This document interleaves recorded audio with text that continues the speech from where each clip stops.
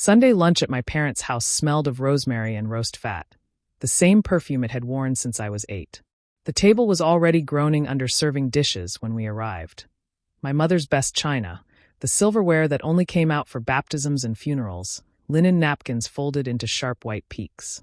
Summer sunlight poured through the French doors and lit up every smile, every gesture, as if someone had arranged the scene for a catalog shoot. My wife, Elise, moved through it like a born director. She kissed my mother on both cheeks, asked for the recipe for the potato gratin, refilled my father's water glass before he noticed it was empty.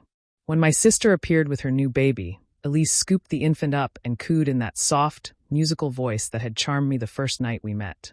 Perfect daughter-in-law, perfect wife, perfect host in a house she didn't even live in. I watched her from the far side of the table, glass of Merlot in hand, pretending to listen to my brother-in-law's fishing stories.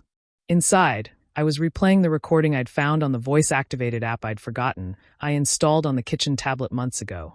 Back when we were trying to catch the neighbor's cat stealing our sandwiches and Elise was still laughing at my jokes. The file had been time-stamped at 2:17 a.m. the previous Thursday. I'd been in Denver on business, asleep in a hotel that smelled of chlorine and conference coffee.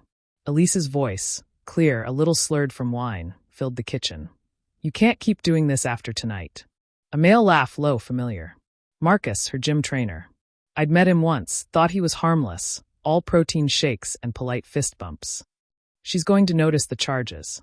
He answered, almost amused. "1 more month. Then I'll tell her. We're almost free." The rest was rustle and click, the sound of bodies moving too close to the microphone, a kiss swallowed by silence. The tablet had stopped recording when they left the room, but the damage was complete. Now, at Sunday lunch, Elise passed me the carving knife handle first, smile sparkling. "Your turn, chef." I took the knife, felt its weight, and carved the roast while juices ran across the board like evidence. My mother beamed, such a lovely couple, such teamwork, and I carved slower, buying seconds to breathe. We sat. Plates filled. Conversation rose and fell in safe, predictable waves. The baby's sleeping habits, Dad's garden, the cost of petrol. Elise steered everything away from controversy, the way she always did, a conductor keeping tempo.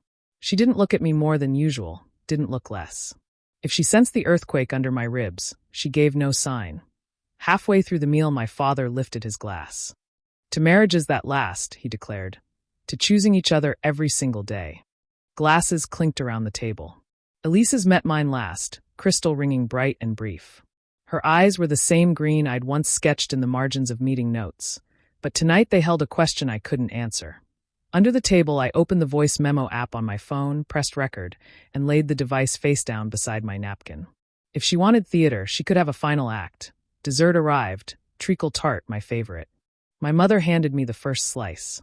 Elise reached over to wipe a smear of syrup from my lip, thumb gentle, intimate, the gesture of a woman who still loved me or still pretended. My heart split down the middle. When coffee was served, I pushed my chair back slightly, the scrape loud enough to hush the chatter. "Actually," I said, "I've got something to share." All eyes turned. Elise stiffened, spoon halfway to her mouth. I took the tablet from my bag, opened the audio file, hit play. The kitchen at 2:17 a.m. filled the dining room. Every syllable, every laugh, every breath. No one moved. The baby began to cry, then stopped, sensing the silence. When it ended, Elise's face was white, her perfect mascara still unsmudged. She set the spoon down with care. "I can explain," she whispered. "You already did." I answered. My mother's hand flew to her mouth.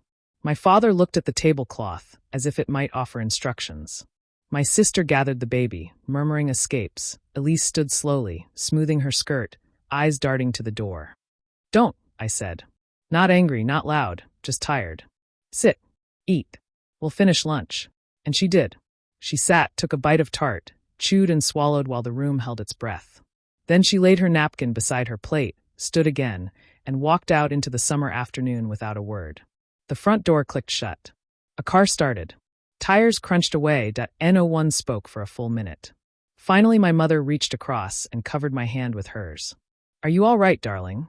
I looked at the empty chair opposite me, at the lipstick mark on the coffee cup, at the future unraveling thread by thread. "I will be," I said. And for the first time that day, it felt true.